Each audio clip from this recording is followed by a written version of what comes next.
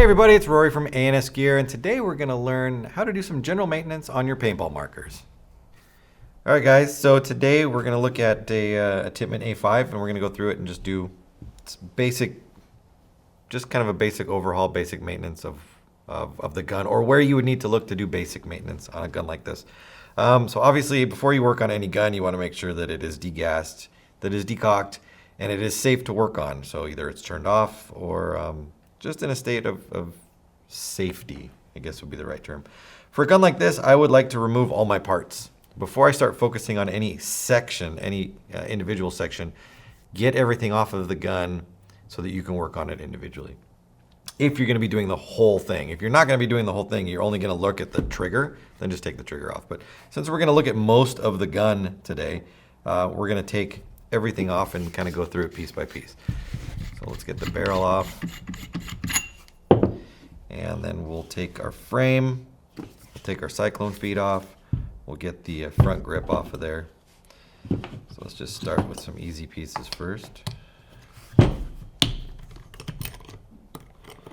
And this is a gun that we just pulled right off the wall, so there is a possibility that we could run into things that don't want to come apart super easy, which I guess is good if we're going to be looking at a maintenance video, so that if you encounter the same problems, you know how to look, or where to look and how to fix it. This one has a response trigger on it too. So we've got a hose running to the back for the response trigger and our cyclone feed hose coming up to the front. So let's grab, we're going to need one of those, and we're going to need this also. So let's go ahead and take this one off of here, because this is going to be for our cyclone feed. And then we can undo that.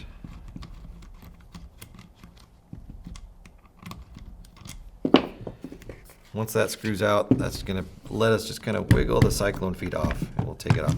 But you always want to disconnect one of these two pieces first, because if you just take this screw out and then you yank this thing off, there's a chance that you could break or damage one of the hoses or something like that. So we'll just keep that over there.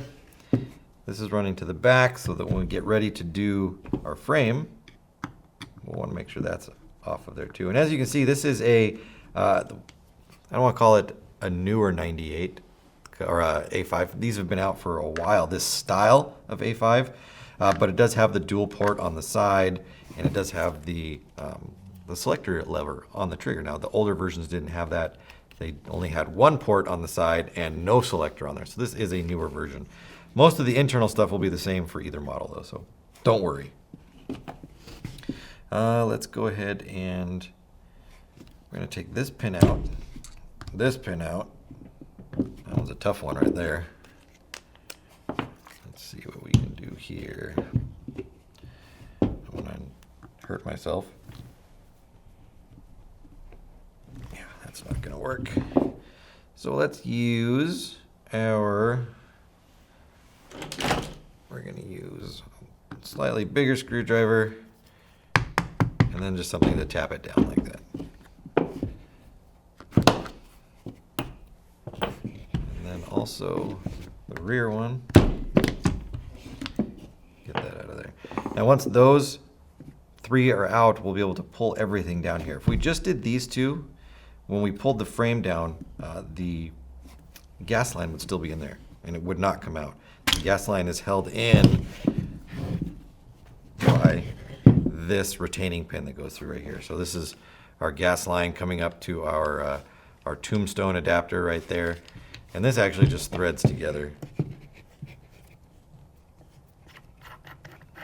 like that. So we've got a O-ring at the top right here. If you ever have a leak in this area, this could potentially be an issue that you'd want to look at. But it does just screw together. This is called a reducer right here. You see those on remote lines, all sorts of stuff. But we're going to leave that screwed together. All right, so let's put this to the side as well. We'll take apart the rest of that later, but we've got that part done there. Now we're going to get to our body. So to get the body apart, we're we're going to take 1, 2, 3, 4, 5 screws out. We do need to remove this second pin at the top. This pin holds our back plate in place, as well as the lower pin here holds the back of the receiver together. So let's take that pin out. We'll take our plate off, and when our plate comes out, our mainspring and our drive nail are going to want to come out also. So be aware, if your gun is cocked and under pressure, not gas pressure, but just spring pressure, you pull this second pin out and take this off. As soon as this pin comes out or even close to out, this whole thing is going to spring off the back, and you will probably lose your drive pin right there. So make sure the gun is decocked before you do anything to it. So that's there. And then let's get these apart as well. So take this one. Take out all of our body pieces. That one's stuck on there. There's a good chance that this might be the wrong Allen key. It's gonna get stuck in there. We'll power through.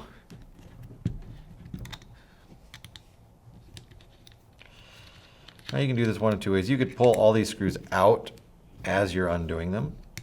Sometimes it's hard to get them to actually come out of the frame of the body. So what I do is I just undo them until I hear them spinning, and then I will poke them out from the other side.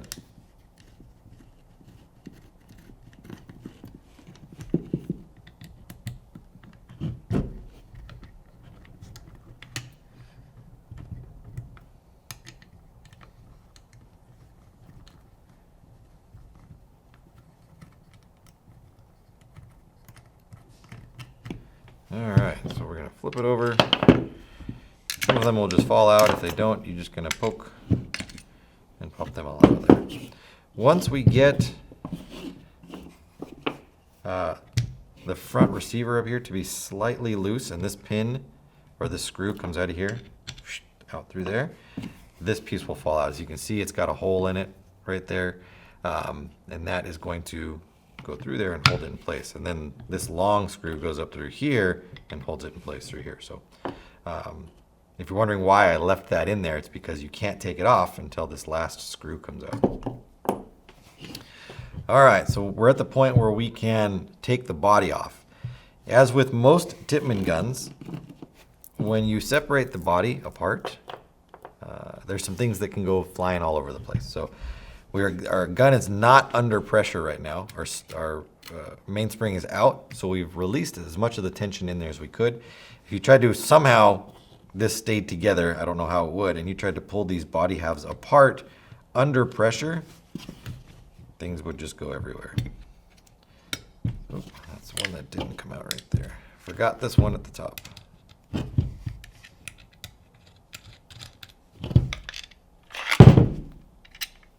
All right, hammer right there. We'll show you how that goes in. Let's get the body apart. Okay. So this is where we would really start to look for all of our maintenance issues or things we would want to look at. We'll get the linkage arm out, hammer. This is our sight at the top. We've got our power tube. This little nut, which always falls out. This little nut is just set into a little recessed area right here. And this is the nut that this screw comes up through, the bottom right there. It will fall out, so be aware that that is missing, or if it does fall out, that it is missing. So make sure it goes back in. We've got our cocking lever right here, which has our spring on it. We don't want to lose that. And then basically that is it, except for some things that I am going to leave in here. Our detent, we don't need to pull that out. It does just pop out like that. These wear super easy. It's kind of a double-edged sword having these things in here. When the gun is in a decocked position, so when you're done for the day and your gun is just sitting resting and it's not doing anything, the spring is going to drive everything forward and the bolt is going to sit in the forward position like this. Okay? And in this position right here, the detent, which helps keep only one ball in the breech at a time, is compressed. It's squashed down. So as it sits, This is just, basically it's losing its ability to do its job. It won't pop up anymore. If it just stays like that forever, it'll just get compressed and stay like that. So you could have a detent over time if your gun has been sitting for a while that is just sloppy inside there. It doesn't work. So you would need to replace that. If you ever pull this out and you're looking at it and this piece is just flat and it doesn't pop up by itself like that, then you want to replace it. Or if it is broken or cracked and doesn't have that little ramp to it, you want to replace it. A lot of times what happens is people will put them in like this. They'll put them in backwards and they don't realize that it needs to go a certain way. When the bolt comes through, it hits it and it will actually just crush it and break it apart. So you got to make sure that you do have the detent in the right way so that when the bolt rides over the top of it, it compresses down and then comes back off of it. So you could say, well, then just cock the gun back and leave the gun cocked back. And that way your detent doesn't get damaged or loose or old. Same problem happens there. If you leave the gun cocked back, you're leaving this mainspring back here compressed down and it loses its velocity over time. So you kind of have to pick the lesser of the two. I would go for a detent that maybe is not as functional as it could be over a gun that doesn't shoot at velocity. So that's just kind of the nature of the beast and how they work, or how these particular guns work. All right, so let's pull that out as well, and we'll talk about what's inside here. Now, what you're going to see here is this ring. There's a gasket right here. This is just an O-ring that sits inside there. And what it does is it seals the two transfer holes that let air pass out to whatever accessories you've put on the outside of the gun. In days past, they actually used fittings that went through and went into and attached to the power tube assembly. This is called the power tube. You got your bolt, your power tube, and your valve, which is inside here. We'll pop the valve out in just a second. So when the hammer comes through, goes inside of here and it hits the valve inside there, and the valve opens up and air comes through the valve and pushes the paintball out the end of the gun. Some of that air also comes out of this little hole on the side right here and gets fed into the accessory ports right there. Now that's a very basic way of explaining how it works. It's a little bit more intricate than that, but it's kind of the idea of how it works. So air goes through there, it comes out of these ports, goes forward to the cyclone feed, makes it work, goes back to the response trigger, makes it work. So it's a simpler system that they're running now rather than when they had things screwing actually into the power tube assembly or into the valve. All right, so if you have some sort of leak coming from the side or this isn't working right, check this O-ring, make sure that it is not cracked or broken, that the seal between the power tube assembly and the body is good. If you happen to have a response trigger on the back like this, you want to make sure that, that all your pieces are together properly. Let me see if I can get this one out easily. Sometimes these don't like to just come apart. I don't think I have a, maybe I do.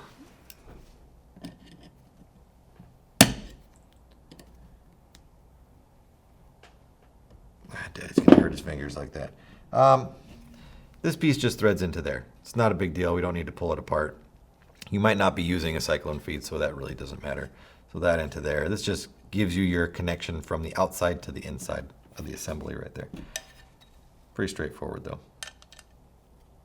Put this back together right here because we will need it to be on there.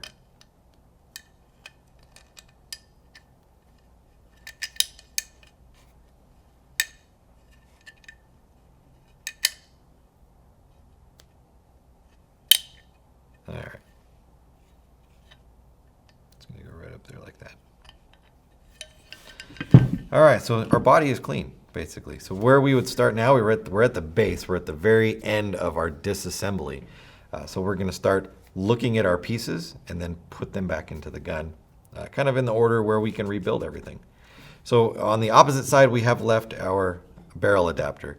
Strange thing about the A5 is that the barrel itself does not thread into the body of the gun. It actually threads into an adapter right there, which is then held into the gun. There is no threading on the body of the gun. So the adapter sits inside here, like so, and then the barrel threads into it. So you ever hear people talking about an A5 thread adapter, that's the piece that you're looking at. So let's start going through our parts and rebuilding. So to put everything back in, we're going to look at our power tube and our bolt. Our bolt, you just want to make sure that it is clean, that you have wiped off any old paint or dirt that is on there, and then check the O-ring at the front, pop it off of there. If it is dirty, clean it. If it is broken, replace it. If it has little chips in it, it's not a big deal, because this actually is not a O-ring that is required for function. It does help seal the power tube assembly and not lose air, but if it has a little nick in it, it is not going to keep the gun from working. So when you're doing maintenance, just look at it. All right, when we put it back on the power tube, you always want to make sure that the O-ring goes to the front, not backwards, like that. So on our power tube itself, we've got a couple things. This is where our tombstone, wherever it is, here it is, goes up and into the gun, like so. So inside the valve, which I will try to get out right now. Sometimes the valve, getting it out can be a little tricky without the right things. Normally what I would do to get this out of here is I would actually just tap this on a table, on a hard surface table. I would just tap it and it would eventually drop its way out so I could get it closer and get a better grip on it. Since our table is not really hard enough up here to do that, I'm going to try to push it out from the other side here.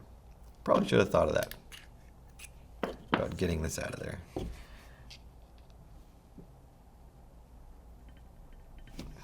Yeah. Let's just see. I don't want to damage anything. I really don't have the surface to do it. So let's just talk about it. That might make it easier. So inside the valve assembly is your valve. If you ever get a leak down the breech of your gun, the valve is what you're going to want to pull out and look inside of. I really would like to get this out of here. Let me see if I can go this way.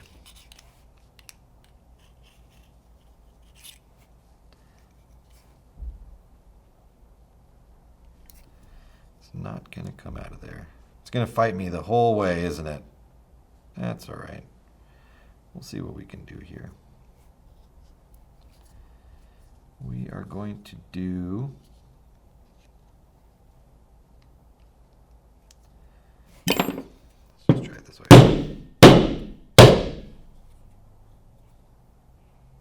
It started to come out. You can see that it has shifted inside of here, which is good. When you're doing that, when you're hitting this against something, because this really is actually the way they tell you to get it out of there, you always want to make sure that you're not hitting it at an angle like that. You want to hit straight up and down because you don't want to damage the end of this in any way.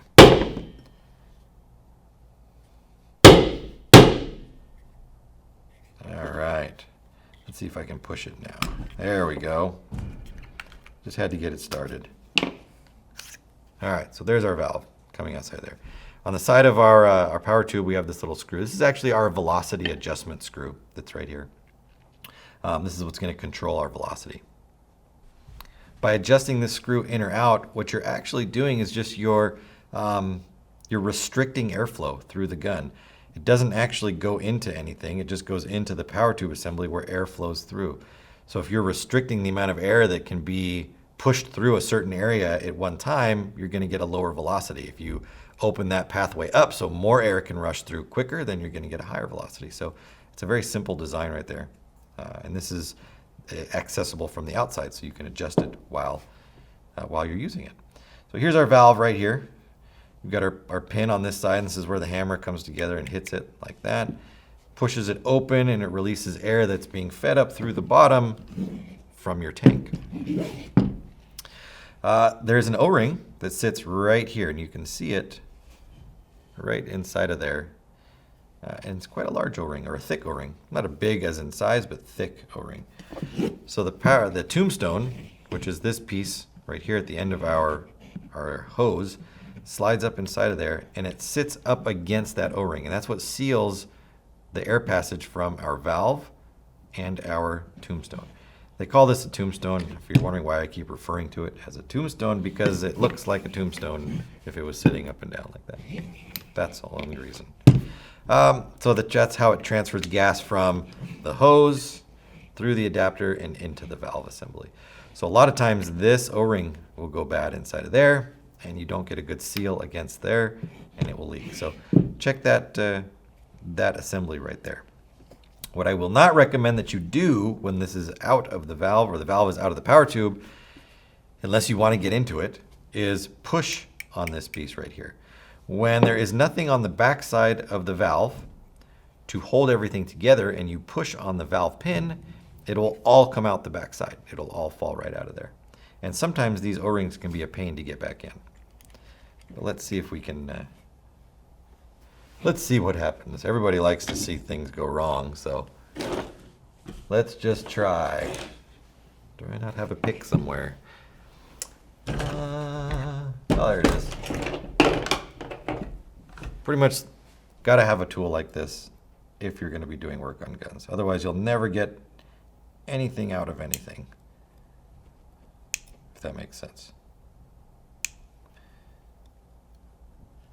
Typically, I'd be removing this when it was bad, so having it be good and trying to get it out of there makes it a little more difficult. So as you can see, it's a very uniquely shaped O-ring. It's not round. It actually has kind of like a larger side and smaller side right there. And then there's this is our valve right there. So this is what in a lot of guns we refer to as the poppet. This is our valve. When the hammer strikes this side, it pushes it or compresses it down, and it no longer creates a seal with the valve on the inside so air can flow through. When the hammer comes off of it this way, this spring pushes it back and seals the face of this against the inside of the valve, and it stops the airflow going through. So that happens over and over and over and over again every time you shoot your gun. Open shut, open shut, open shut. And that's how it works. You do have a little spacer that's going to go on top right there.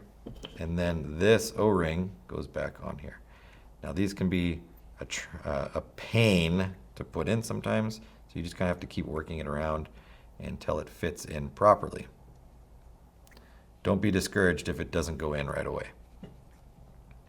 There we go. That should slide right back in like that. And then when this is together, you push on it, no problem. All right, so our valve is good. We would replace anything in there that looked bad in the O-rings, and then we would reassemble it and be ready to go. So we're going to put this back in, and it's going to go in this way. We want our valve pin to be facing the back so that when the hammer comes through, it can hit it. But we also want this large opening to line up with this slot right here. So when we put this in, we kind of want to make sure that we're going to go in the right direction. We're going to push through like that. So now I can see just by this coming in there that I'm kind of off already, which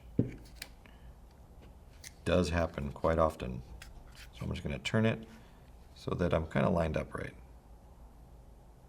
Seems to be about right. And then I'm going to use this and I'm going to push on this part. I'm not going to push on here. So I'm going to push down and I'm going to look. And I should see that the valve, as it has slid forward, is almost perfectly lined up in the middle so that when this piece needs to come up and marry with it, that it doesn't, that it has the room to go through. And it actually looks pretty good. Looks like there's plenty of room for everything to go inside. And let's just test fit it. Yeah, all good. So let's go put it back together. We're going to attach this to our bolt, and we're going to drop this in. So remember, this hole down here needs to line up with the bottom of the gun so that this piece can come up and go inside of it. So that's going to go down there. And we're going to turn it. If you look, it's kind of hard to see, but you might be able to see it. There's a little tab on the top right here. This little tab is going to rest against the body so that it keeps, or it puts our valve in a completely vertical position. Or a power tube and valve, I should say. All right, so we're good there. We're going to then reassemble our hammer If the gun is sputtering a lot and you try to pull the trigger and it goes, it could be the valve, but it also could be this O-ring at the front of the hammer. It's not sealing. So when it goes into here, it actually travels inside of the power tube. It pushes the valve open, and the valve releases air, and some of that air gets diverted backwards as well. And that's the air that comes through to power your accessories, but it is also the air that hits the front of the hammer and causes it to retract and recock itself. So if you fire the gun and it opens the valve and the air is supposed to come through, but it doesn't seal good enough to create enough pressure to move it all the way back and catch on the sear again, it'll go blah, blah, blah, blah, blah, blah, blah, blah, blah. And that O-ring can be the culprit right there. When it's in that thick like this, that O-ring needs to seal so that all that air coming backwards can push it all the way back and recock. So another thing to look at right there. If you're getting a weird cycling issue, check that hammer O-ring at the front right there. So we're going to put it in just like that. We're going to connect our linkage and our caulking lever. So the lever is going to go in just like this. Now there's a couple places that you need to be careful of or you need to look at. If we left it like this, the gun would not work properly. The reason being is our linkage between the two. Actually, I might have that backwards. Let me put it together. Sometimes I actually need to put things together before I start talking, I guess.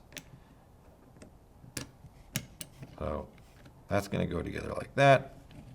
This is going to move like this. And I guess, yeah, it would need to go like that. So the pin for the caulking lever needs to go on the front side of the bolt. For some reason I thought it needed to go on the back, but it doesn't. So we're going to put that in there, and then we've got a spring. So the spring is what's going to drive the caulking lever back forward when we cock the gun back. If your spring was missing and you cocked the gun back, the hammer would move backwards like this. It would catch on the sear, and then it would stay there. And this piece would stay there as well. It would never come back forward by itself. And that's what that little spring is for right there. And this thing's going to always want to pop out. That's okay. When we go to put our other half on, it will it'll sit in its place like it should. All right, so we got to make sure that this is in, our detent is in, that our screw is in, and a couple other pieces as well. So there's 3 other pieces that we want to make sure go into our gun now rather than trying to do it later. And some of them will kind of be a little sloppy and you kind of have to finesse them into place. This one right here, this is our rear sight. These ones will always give you problems. They'll always want to fall out and not hold in. So you do need to be, you kind of can rotate them and find a good spot for them to sit so they don't want to move. Our front sight, right there. See, just moving it forward like that, the nut fell out of there. The thing always gets me. So front sight, and then last thing, oh yeah, is our barrel adapter. And that has a little index groove on there, which will keep it in spot as well. All right, so from this position right here, we can reassemble our body. Everything that we need to be there is there. Hopefully everything will stay in its place as we try to put it together. And if not, we'll just do it again. I heard it. I don't know if you guys could hear it. You could hear that spring bounce out of the way.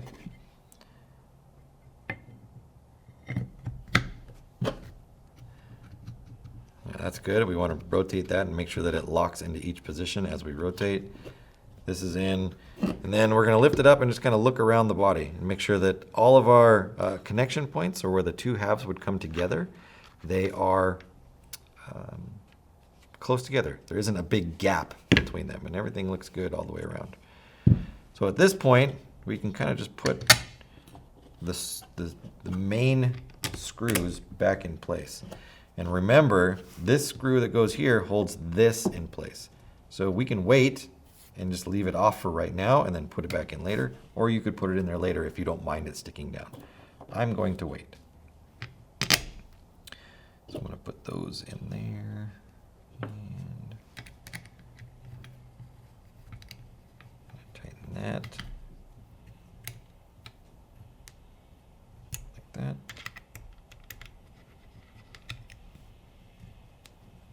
that. And like that. That's good enough for now, for the time being. All right. So let's look at our little, well, let's actually, we can put this back together. Take our spring, and we're going to put our spring into the back. I don't know if you can see inside of there, into there. The drive nail, it's super important that the drive nail is in there. You cannot reassemble the gun and not put the drive nail in there. It keeps the spring from bending when it's on the inside under compression.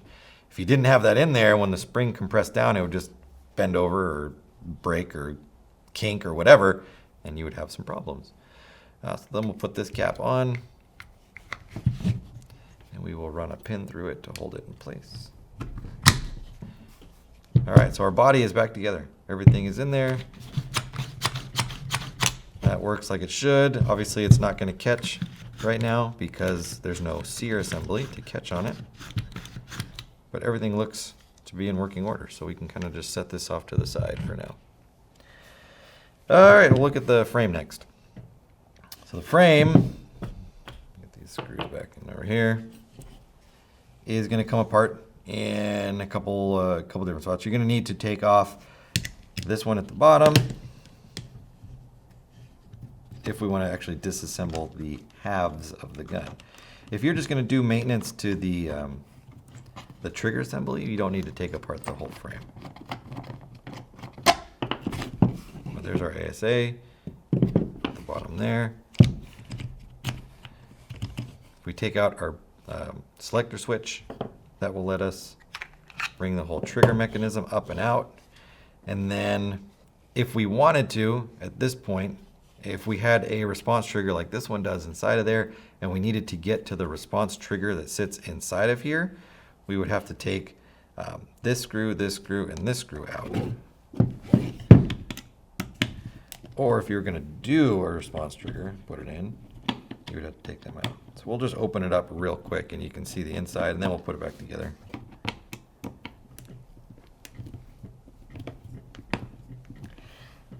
Oh man, my hands are slippery.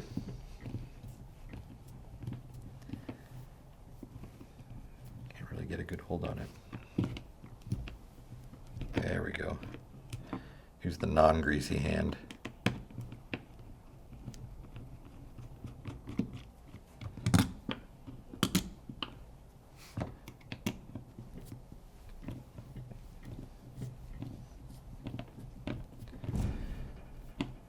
Next time I will bring up a power drill. That would definitely make it easier. All right, so those three out, and that just lifts up. So this is our piston assembly that attaches in there just like that. So not only when the gun shoots, air gets compressed through, and some of that air goes forward to the response trigger or to the cyclone feed, some of it comes back here. And what it does, if you've ever wondered how a response trigger works, is it pushes this piston forward. So this piston just has a little flanged O-ring inside of there. It's something to look at if your cyclone or your response trigger ever stops working. Like that. Let's get this back in here. When you put this back together, this O-ring, let me show you. It's got a skirt around the outside of it. And so it is really, when the air hits it from the back, it pushes forward. And I don't want to call it a directional O-ring, but it's really designed to have air hitting it from the backside here, which is where the air is coming from. So when you go to put it in, you have to be very careful that you don't damage it, because it doesn't want to bend. It will actually flip over on itself and damage itself. So you have to be careful that that goes back together properly. So that would be a good place to look if you're having cyclone feed issues.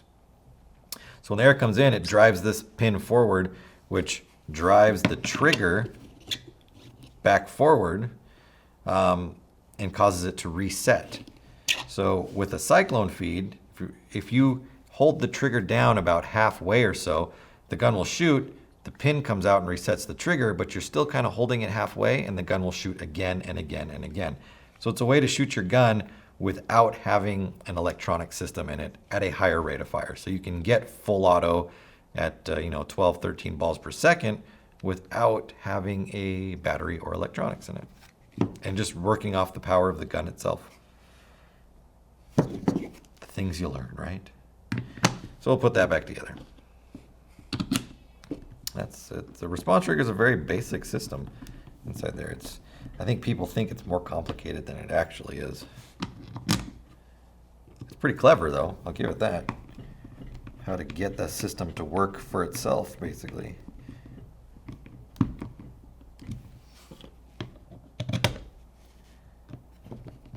These screws can be a pain. It's just into plastic, so, or I don't want to call it plastic. It's into the composite material, so they can be pretty tight sometimes. All right, so this is our selector switch. We'll get that out of the way there. This is our pin for that. Let's look at our trigger assembly. When I take this trigger assembly apart, if you just take it and you grab it and pull everything apart, it's going to just shoot everywhere. So we want to hold the trigger down as we take the two sides of the trigger assembly apart. So I'm going to hold the trigger and I'm going to wiggle this thing apart. I want to watch all the pins that I see here to make sure that none of them are coming up with the half. And I want to be ready to follow anything that goes jumping out of the way. So there we go. Here's our trigger assembly. We've got two springs that are inside here. We have our trigger return spring, which is this red one that you see right there. And then we have our sear spring, which is right here. And you can see that they're slightly different lengths because they need to do different things. So our sear moves up and down like this. Boop, boop, boop, boop. And it also moves forward and back like that. So if you're having cycling issues again, you want to make sure that your sear spring is good, that your sear itself isn't worn, that the edge of the sear right here, that is going to catch on the hammer on the inside. So the hammer is going to slide back over the top of it. This is going to pop up and it's going to catch like this and it won't let it go. When you pull the trigger, the hammer, if you look at the sear right now, the sear actually isn't anywhere near the trigger. And the trigger can move by itself and not touch the sear. But when the hammer comes back over the top of it and cocks behind it, it actually pushes the sear forward like that. And the trigger's in a forward position because the trigger spring is lifting it up and causing it to come back this way. So this is forward. When you pull the trigger, now the trigger actually makes contact with the sear. This is going to be up like that. I can hold this better, like this. So you pull the trigger, it activates the sear drops down out of the way, the hammer slides off and causes the gun to shoot. At that point, this returns. This is back like this now because the sear spring has pushed it backwards. The hammer slides back over the top, pushes against it, and slides it back forward. And that's how your cycle system works. So if you're having issues with your trigger, you want to look at these pins and the trigger return. If you're having issues with your sear, look at the sear spring and the sear itself to see where your problem lies. Now, a lot of people open these up also and they think that something's wrong because these pieces are kind of sloppy. They just move around. When the plate's not on and the springs aren't on, it will feel like there's an issue and that it's slightly loose. It's supposed to be like that. So don't worry. Let's put our sear spring back in. Put our trigger spring. This one can be a little tricky. I just like to just kind of move out of the way, back in. So now that's good, and that's good. I wouldn't mess around with those too much in this state because if they pop out, we'll never find them. So be aware of that. And then we're going to go put our plate back on. All right, so now everything should be good right there. And this just drops right down inside. You really can't get it wrong. You want to make sure that your halves are tightly together though, so that when this slides back up into the gun, that everything fits properly. Sometimes these will get loose over time and they will separate as you're putting them back in, and then they don't fit properly inside of there.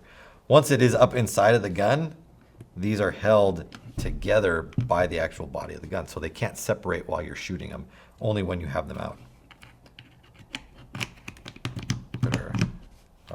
selector back in there, put it to safety, make sure that the trigger doesn't activate, then switch down to make sure you get a full pull out of it. So good. That's back together. So let's put our frame back on.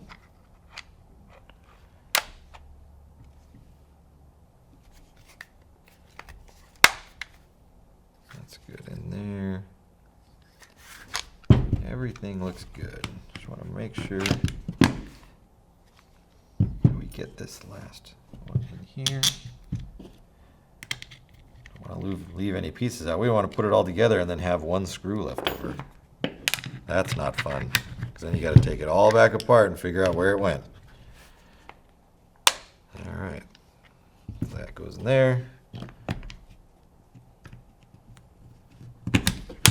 That goes together there. And then we could put this pin through right now too, but we're going to wait until we get the rest of the cyclone feed done. All right, so really the last thing we have to look at is our cyclone feed. And put this back on here.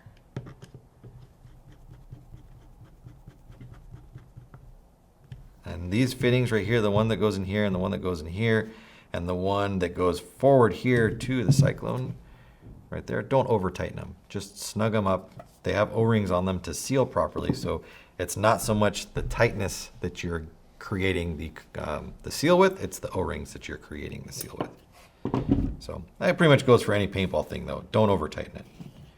Good rule of thumb. Actually, let's go ahead and put this back together too.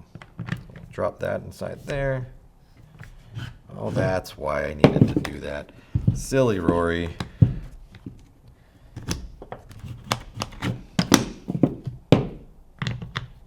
That needs to go on first. Knew there was a reason that I didn't want to put that screw in there.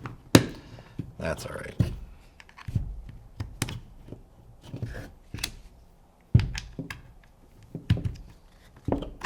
There we go.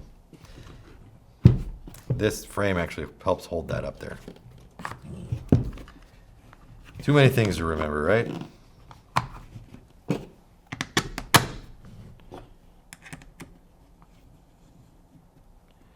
Okay. Last one, cyclone feed.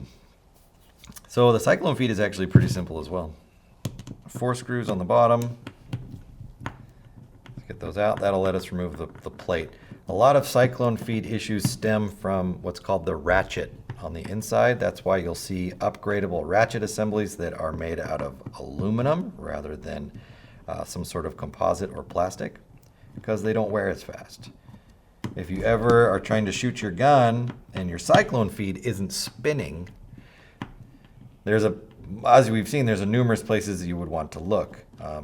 If you're getting air through it, but it doesn't turn, we're gonna look at the ratchet. If it's not turning at all and there's no air coming through, you wanna look at the valve assembly where it marries up with the hose assembly on the outside, the piston assembly right here. There's all sorts of things to look at, but we're just gonna assume that all that stuff is good and that the problem is inside of here.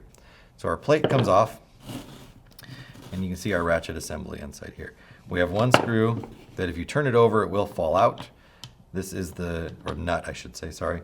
That's the nut that attaches this piece right there. So it comes through this side and attaches inside there.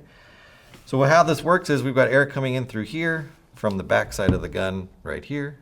The air that comes through there that would drive your solenoid or your response trigger here is also going to drive this piston right here. So it's going to push this piston forward under air pressure, and it's going to make this ratchet work inside here. And we can actually make this work by holding it down here.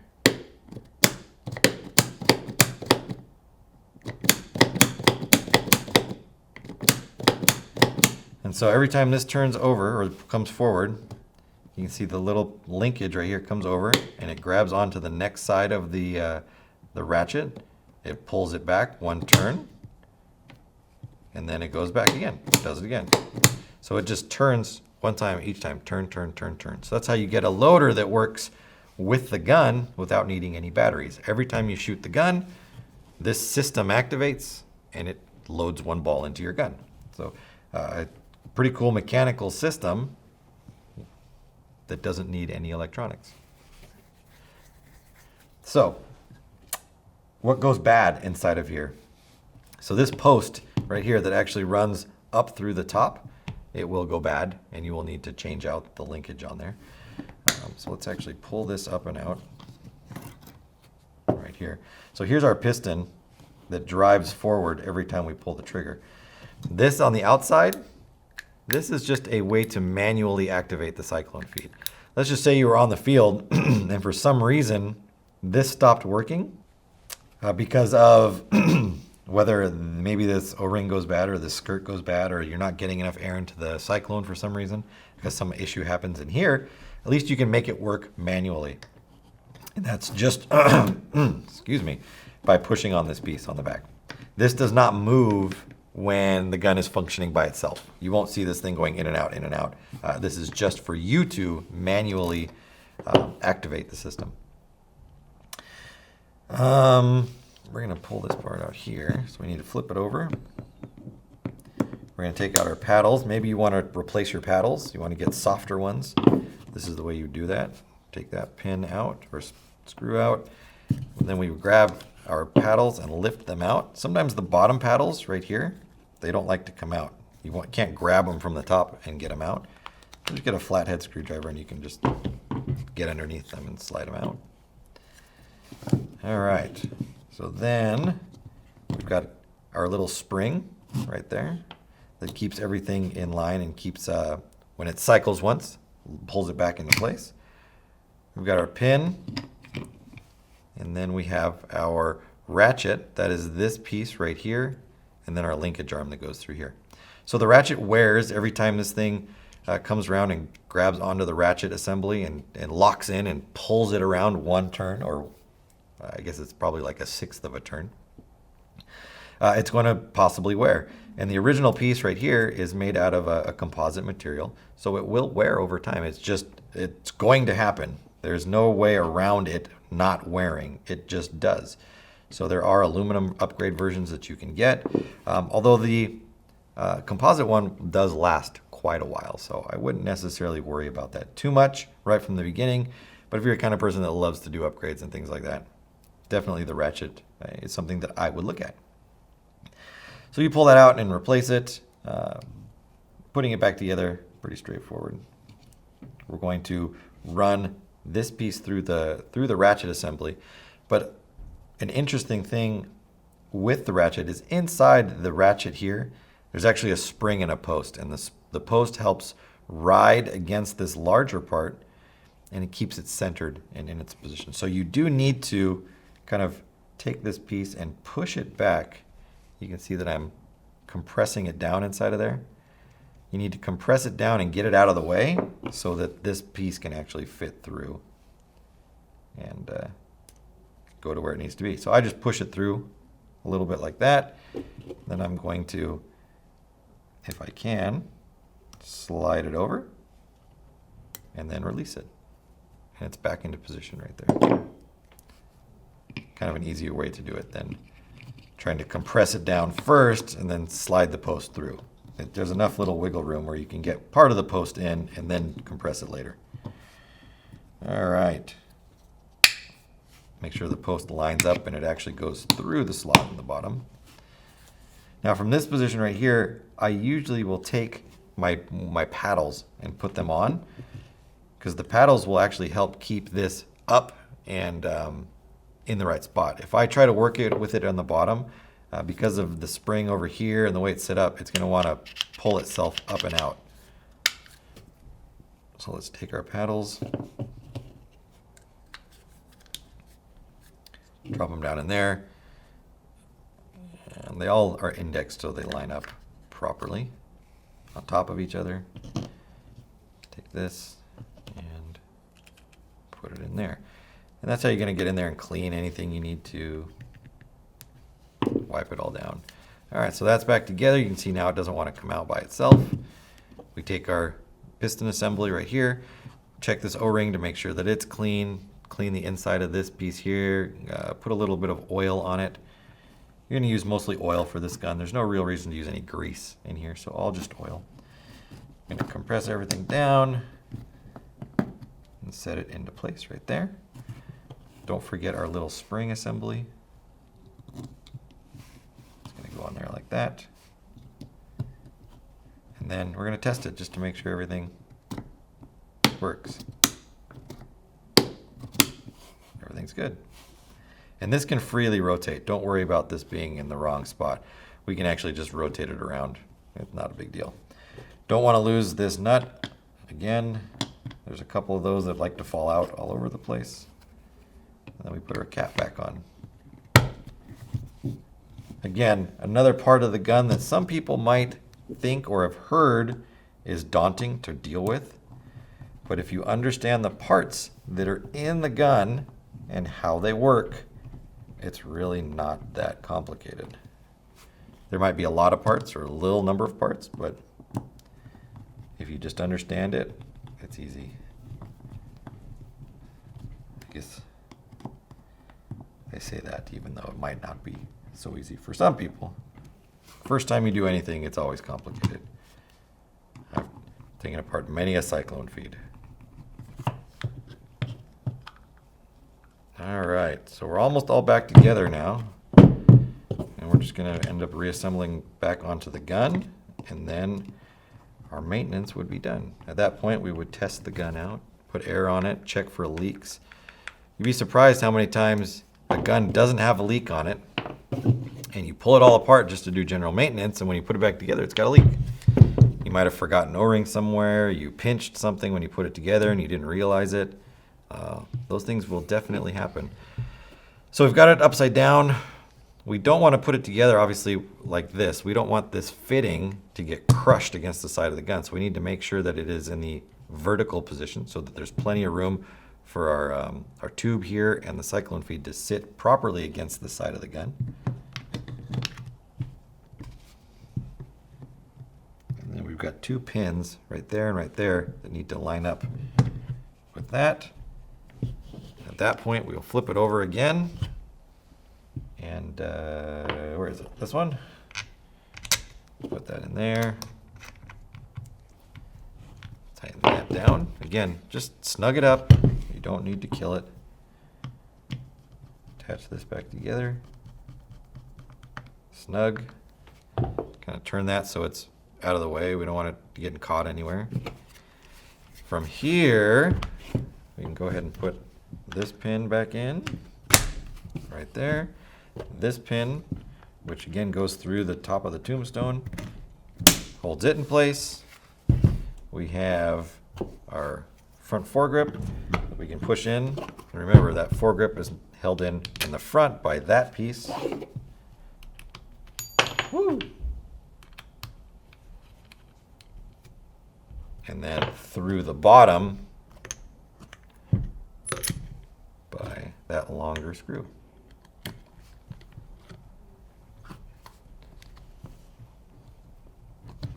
Like that. And there we have it. Cock it back. Make sure that it works.